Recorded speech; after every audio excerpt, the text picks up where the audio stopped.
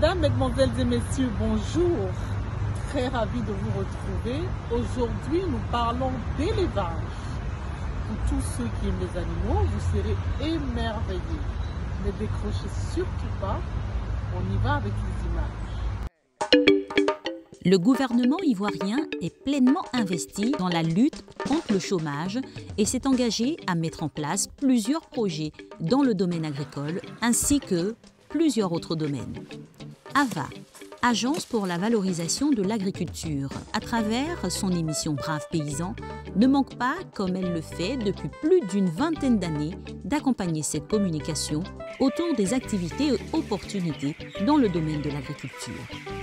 Profitant de la tenue du sommet sur l'élevage au Palais de la Culture d'Abidjan, le magazine agricole Braves paysans a pu rencontrer des acteurs de l'élevage pour échanger et faire découvrir les opportunités dans ce domaine.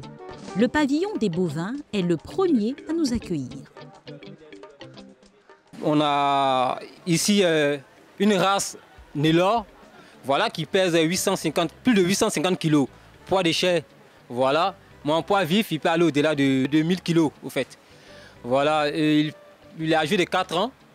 Voilà, c'est un Nélor pur sang d'origine brésilienne. Mais lui, il est né ici en Côte d'Ivoire. Il s'adapte très bien au climat. Maintenant, celui-là, également, c'est un Goudal, un Nélor, mais il n'est pas de sang pur. Voilà, c'est un mélange. Lui, il est âgé de 2 ans. Il fait 600 kg. Et celui-là, qui est là-bas, lui, c'est une Montbéliade. Voilà, il pèse 400 kg, il fait 2 ans également. L'élevage, aujourd'hui, porte ses fruits. Voilà, c'est un métier passionnant. Ça rapporte beaucoup, mais il y a beaucoup de difficultés. Mais quand on est passionné, on peut aller au-delà de ses limites. Aujourd'hui, nous avons présenté les races que nous avons envoyées. Celle-là, c'est une race, c'est une génisse, une Holstein qui fait 12 litres par jour. Et elle a son petit qui est une F2. Il y a 1 an. Voilà, donc bientôt qui va passer aussi comme une nouvelle qui va faire peut-être entre 18 et 20 litres par jour. Vous voyez que c'est déjà bien pour une amélioration génétique. Voilà, c'est un de nos objectifs aussi majeurs, c'est de pouvoir améliorer ce que déjà nous on a déjà chez nous ici. Aujourd'hui, c'est ce qui nous a demandé. On dit qu'on a une insuffisance en protéines animales en Côte d'Ivoire. Donc je souhaite presque tous les éleveurs s'adonnent à l'activité de l'insémination artificielle. Partant de l'insémination artificielle, on arrive à améliorer la potentialité et la quantité de lait fourni par les animaux ici que nous avons. À côté des bovins, il y a les caprins. Je travaille à la ferme Dira Production, une ferme spécialisée en élevage. En élevage de plusieurs types et de plusieurs espèces, telles que les bovins, les caprins, les ovins. Ici particulièrement, nous allons parler des caprins. Comme vous le voyez ici, on a des caprins Maradi.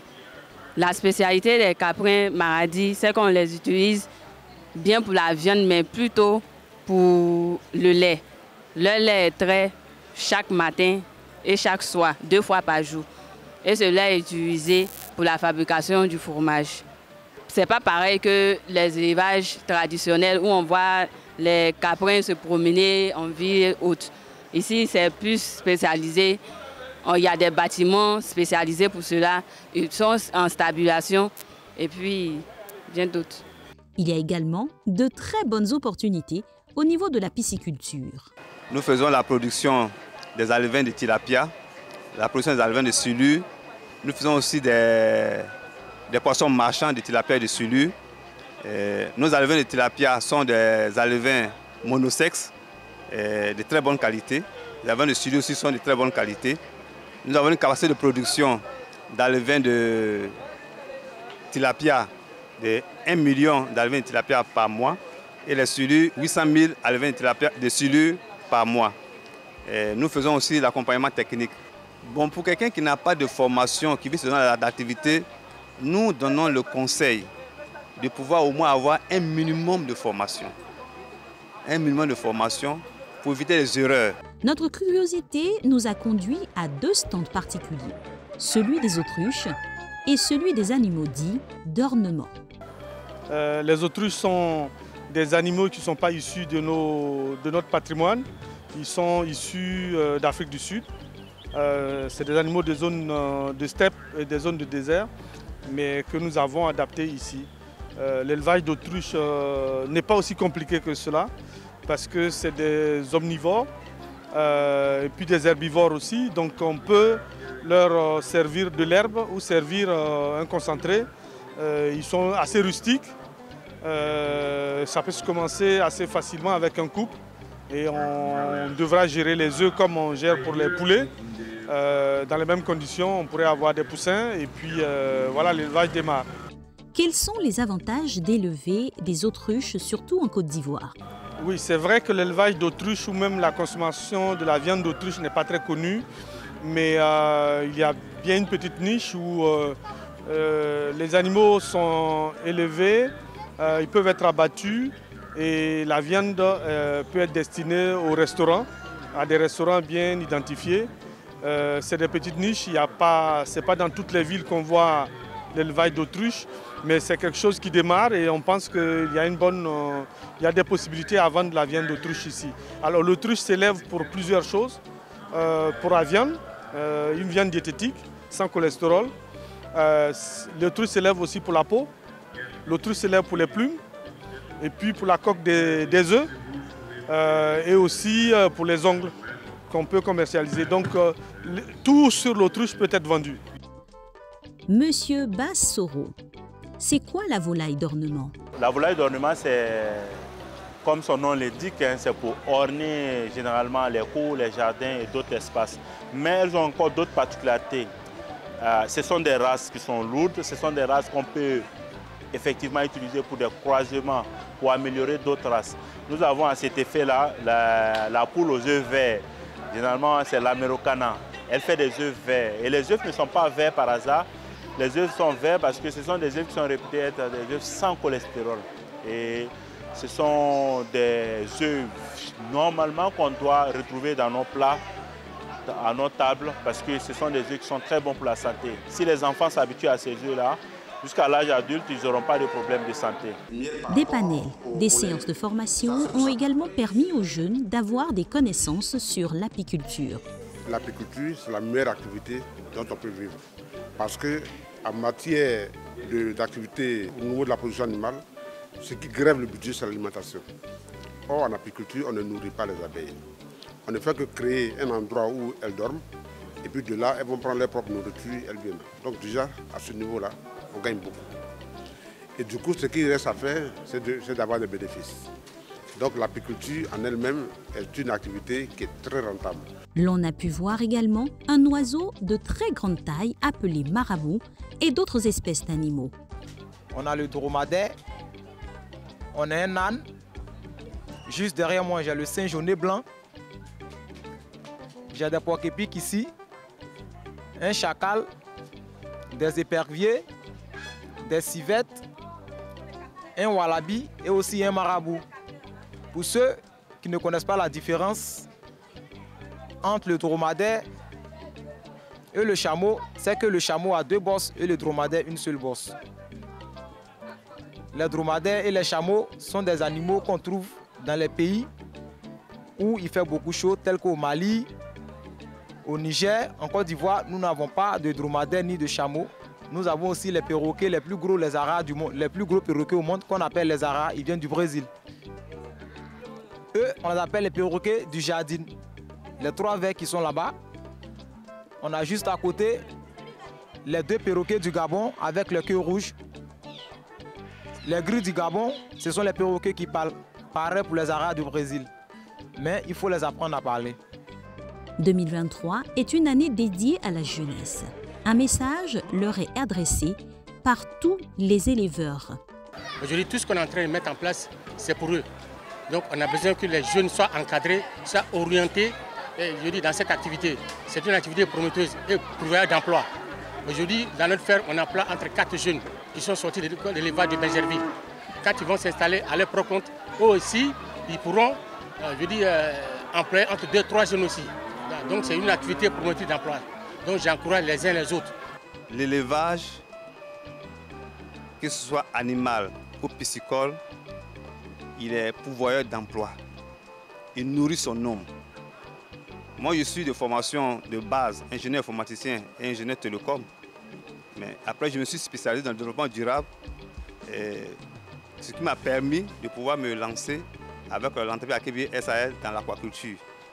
Et moi, je les encourage parce qu'aujourd'hui, personne ne viendra développer la Côte d'Ivoire pour nous. C'est nous qui devons prendre des initiatives pour pouvoir pallier au déficit de protéines aquacoles qui existent en Côte d'Ivoire. D'abord, c'est la volonté. Il y a des personnes qui ont commencé avec un seul bœuf. Ils se retrouvent aujourd'hui avec des centaines de têtes. Voilà, il n'y a pas de prix, il n'y a pas un moyen qui est fixe d'abord, une somme qui est fixe. Vous avez peut-être 200 000 et que vous pouvez vous acheter un petit de 200 000, vous commencez par ça. Il faut toujours commencer par quelque chose. Il ne faut pas attendre d'avoir grand d'abord avant de commencer. Il faut toujours commencer par quelque chose. Oui, un jeune peut bien faire l'élevage d'autruche. C'est vrai que c'est un animal qui est imposant, qui est lourd et qui demande un peu d'espace. Mais autrement, il n'y a pas besoin d'énormes connaissances pour élever des autruches. Depuis plusieurs années, on s'est préparé pour ça. On a fait venir les œufs de l'étranger pour pouvoir vraiment faire face à ce problème-là. Aujourd'hui, en ce qui concerne la plume, nous avons la possibilité de former et de fournir tout ce qui est nécessaire pour ceux qui veulent s'adonner à ce genre d'activité et ce type d'élevage. Des opportunités que comptent saisir les jeunes. Bon, moi particulièrement, j'ai choisi ce métier par passion. Maintenant, je peux exhorter mes camarades jeunes à s'intéresser à l'élevage parce que c'est un métier qui nourrit son homme. Je suis évidemment intéressé par le secteur agro-pastoral, notamment l'élevage, raison pour laquelle j'ai décidé de venir aujourd'hui m'abreuver de certaines informations de base parce que j'ambitionne m'intéresser à ce secteur d'activité. Oui, aujourd'hui, quand on regarde la donne, on se rend compte tout de suite que la demande est plus forte que l'offre et nous importons en grande quantité, que ce soit dans le domaine du poisson, des poulets. Donc effectivement, le président fait bien de déterminer cette année de la jeunesse parce que nous, jeunes également, c'est des secteurs dans lesquels nous comptons nous investir et nous devons nous investir pour résorber la problématique de l'emploi en Côte d'Ivoire. J'ai pu découvrir beaucoup de races que je ne connaissais pas, comme les éperviers, y compris les civettes, aussi le cousin du kangourou, le wallaby, et aussi un oiseau qui est carnivore, la première fois que je vois. On les appelle aussi les marabouts. Voilà. Oui, ça m'intéresse, oui. Ça m'intéresse surtout l'élevage de poulets, poulets chairs, pondeuses. Voilà. Au niveau de l'apiculture, je n'avais pas d'idée sur l'apiculture par le passé. Et lorsque je suis venu assister à ce sommet-là, ça m'a permis d'apprendre sur comment faire l'élevage des abeilles, qu'est-ce qu'on peut recueillir au niveau du miel. Et ça me donne des idées pour aller également me former davantage et également m'investir dans l'apiculture. Je fais de la volaille et puis les ruminants, les petits ruminants, c'est-à-dire les moutons et les cabris. Voilà, ma spécialité en fait c'est plus les pondeuses. Voilà. J'ai une petite ferme de pratiquement un certain nombre de sujets. Voilà. Donc je suis venu ici aujourd'hui pour rechercher des partenaires d'abord et puis aussi des conseils. Voilà, parce qu'il faut dire qu'aujourd'hui tout le monde parle agriculture, disons aviculture, mais on a très peu d'informations. On a très peu d'informations dans le domaine. Donner de l'argent à quelqu'un sans formation, c'est comme jeter son argent par la fenêtre. Voilà. Donc il faut que le gouvernement accentue la formation et puis bon, je pense que les choses iront pour le mieux. Nous on fait le lapin avec le porc. Donc je suis venue pour découvrir d'autres connaissances pour ajouter à ce qu'on connaît déjà. Au niveau des lapins, j'ai découvert d'autres races qui m'ont vraiment plu. Ils sont vraiment gros. À 2 mois déjà, on te dit qu'ils arrivent à 2 kg et quelques. Donc c'est facile à vendre dans les supermarchés autres. Le gouvernement dit qu'il va aider la jeunesse. Donc on espère avoir aussi de l'aide, du soutien venant du gouvernement. Parce qu'on a vraiment besoin d'améliorer notre travail. Agrandir ça en entreprise, pouvoir vraiment se prendre en charge, embaucher d'autres personnes, créer même des emplois. C'est ce que le gouvernement demande. Donc vraiment, on a besoin de l'aide. Des acteurs encouragés par leur ministre de tutelle. En effet, le ministre des Ressources animales et halieutiques, Sidi Tiemoko Touré, est passé sur chaque stand, laissant un message à chaque fois. L'élevage est un moteur clé du développement durable de l'agriculture. Il contribue à la sécurité alimentaire, à la nutrition, à la réduction de la pauvreté et à la croissance économique.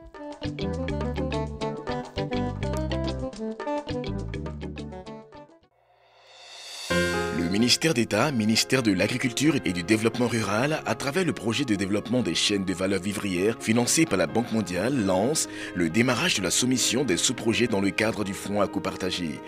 Vous êtes une personne, physique ou morale, intervenant de façon directe ou indirecte dans les chaînes de valeur manioc, aquaculture et maraîcher. Rendez-vous dans les directions régionales et départementales de l'agriculture, spécifiquement les zones en rouge sur la carte. Et au siège du PDC2V, 6 à Abidjan-Cocody, rue de la Canebière, pour soumettre vos sous-projets chaque jour de 8h à 17h.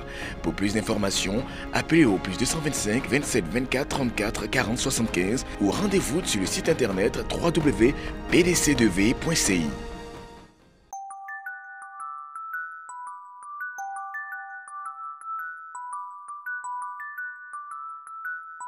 Lorsqu'on fait la comparaison entre 1 kg de miel qui fait autour de 2000 à 5000 francs CFA en Côte d'Ivoire ici, quand on prend ce kilo de miel qu'on le compare au kilo de cacao, on sait ce que c'est. Quand on prend ce même kilo de miel qu'on le compare au kilo de café, on voit ce que ça donne. Quand on prend le même kilo de miel qu'on le compare au kilo d'anacarde, même d'EVA, on sait que vraiment à ce niveau-là, le kilo de miel est nettement mieux vendu. Donc c'est une possibilité de se faire beaucoup d'argent quand on a l'apiculture.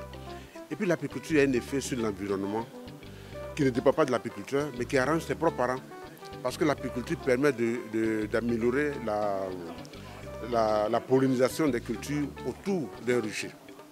Et ça, c'est pour le bien de tout le monde qui habite dans l'environnement de l'apiculture. Et c'est aussi très bon pour tout le pays entier. Et c'est pour ça même que le pays devrait soutenir l'apiculture. Par exemple, c'est un aspect qui arrange l'État de Côte d'Ivoire. Maintenant, quant au circuit de commercialisation, quand on est un apiculteur simple, on produit, mais il est sûr que le miel sera vendu. Parce qu'il y a des revendeurs de miel, et puis il y a des transformateurs de miel comme nous autres, qui prenons du miel pour en faire un nouveau produit. Donc aujourd'hui, par exemple, quand vous pouvez trouver du café qu'on a fait à base de miel, qu'on met directement dans le pain, sans passer par l'eau. Vous avez aujourd'hui de la banane qu'on peut manger grâce au miel.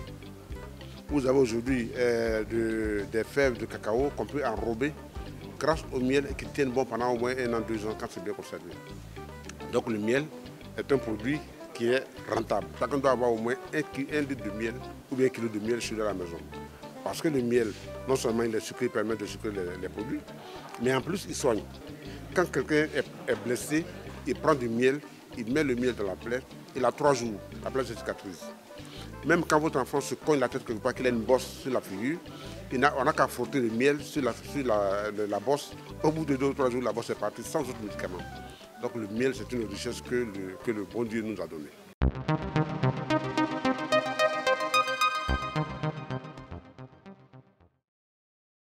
ONRI-CI. L'Observatoire national du riz Côte d'Ivoire a vu le jour le mardi 9 mai 2023. C'était à l'issue d'une assemblée générale constitutive qui a réuni entre autres les producteurs de riz, transformateurs, distributeurs, importateurs, firmes semencières, petites et moyennes entreprises de mécanisation agricole.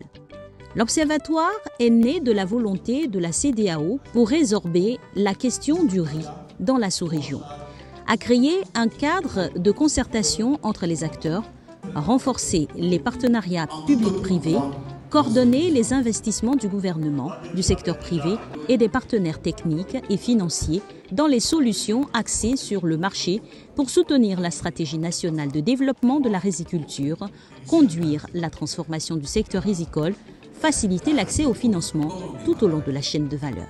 Je vais, bien sûr, sous la gouverne de ma hiérarchie, je vais œuvrer à ce que, en tant qu'organe de veille stratégique, pour que tout ce qui est financement, tout ce qui est appui technique soit dans le même panier pour éviter les doublons. Ces doublons qui nous ont fait mal parce que ça joue sur l'efficacité du dispositif et finalement, si on y prend garde, ça peut décourager un certain nombre d'institutions qui sont engagées à nos côtés. Un projet soutenu et accompagné par des partenaires techniques et financiers. Il y a plusieurs organisations comme nous, la GIZ, le BAD, le BID, qui sont bien investis dans le secteur du riz ici en Afrique de l'Ouest, mais ce n'est pas toujours très bien coordonné. Il faut qu'on se parle plus pour mieux comprendre ce qu'on a fait, comment on peut mieux collaborer et pour mieux savoir les défis spécifiques dans chaque pays de Côte d'Ivoire et d'ailleurs. Porté à la tête de l'ONRI-CI pour un mandat de 2 ans renouvelable, Diabaté Mori, président de l'OIARI, a indiqué qu'il s'agit de faire en sorte que, dans les 5 années à venir, la Côte d'Ivoire en particulier et les pays de la CEDEAO en général soient souverains en riz. L'OIA, c'est les acteurs seulement, mais vous voyez que c'est élargi cette fois-ci. Nous avons les partenaires au développement, nous avons l'administration, etc., qui fait partie de cette organisation qui est beaucoup plus forte, beaucoup plus large que l'OIARI, qui ne concernait que les 3 chaînes de valeur. Donc la nécessité, c'est ce qui se passe aujourd'hui dans toute l'Afrique, notamment en Afrique de l'Ouest, où nous avons des taux d'importation très élevés. Il était bon qu'ensemble nous puissions mettre nos actions conjuguées pour développer la riziculture. Nous avons les hommes, nous avons les terres, nous avons l'expérience, tous ces éléments réunis et nous avons quand même des moyens pour pouvoir le faire. Je crois que nous nous sommes donné un objectif bien précis, c'est d'aller dans les 5 années à venir à renverser la tendance qu'il y a et à rendre nos pays, je ne parle plus d'autosuffisance, souverains en matière de riziculture. Le siège de l'ONRI-CI est fixé à Abidjan. Mercredi 24 mai 2023 à Abidjan, Plateau Kestab, le ministre d'État, ministre de l'Agriculture et du Développement rural, Kobenan Kwasi Adjoumani, entouré de ses collaborateurs, a livré le prix de la campagne de coton 2023-2024. Pour soutenir la mobilisation des producteurs, le gouvernement a décidé de maintenir les prix au même niveau que la campagne précédente. Ainsi, les prix d'achat de coton graines au titre de la campagne 2023-2024 sont fixés comme suit. 310 francs CFA par kilogramme de coton graines de premier choix et 285 francs CFA par kilogramme le coton graines de deuxième choix. Ces prix sont les plus élevés de tous les pays producteurs de coton de la sous-région.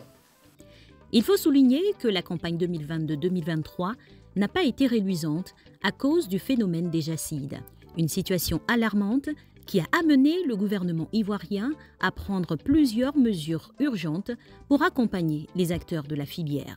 Afin de soulager nos braves parents producteurs, le gouvernement instruit par le président de la République a adopté pour cette campagne des mesures de soutien qu'il convient de rappeler. Le Conseil présidentiel du 18 janvier 2023 a accordé un appui financier de 34,52 milliards de francs CFA pour racheter les crédits d'intrants adossés à la perte de production induite par les attaques de jacides. Ce soutien exceptionnel vient s'ajouter à la subvention de 28,5 milliards de francs CFA accordée par le gouvernement en début de campagne pour juguler la hausse des prix de cession des engrais aux producteurs, ce qui porte à 63,2 milliards de francs CFA le soutien apporté par le gouvernement à la filière coton au titre de la campagne 2022-2023. Le coton est une culture pratiquée essentiellement dans le nord et le centre du pays. Plus de 3,5 millions de personnes vivent directement ou indirectement de la culture du coton. Bonne campagne à tous. Notre temps d'antenne tire à sa fin. Merci d'être resté en notre compagnie. N'hésitez pas à visiter notre chaîne YouTube. Vous pouvez revoir nos différentes émissions. Pour tous vos avis et suggestions, vous pouvez également nous écrire. Rendez-vous très prochainement. Ciao.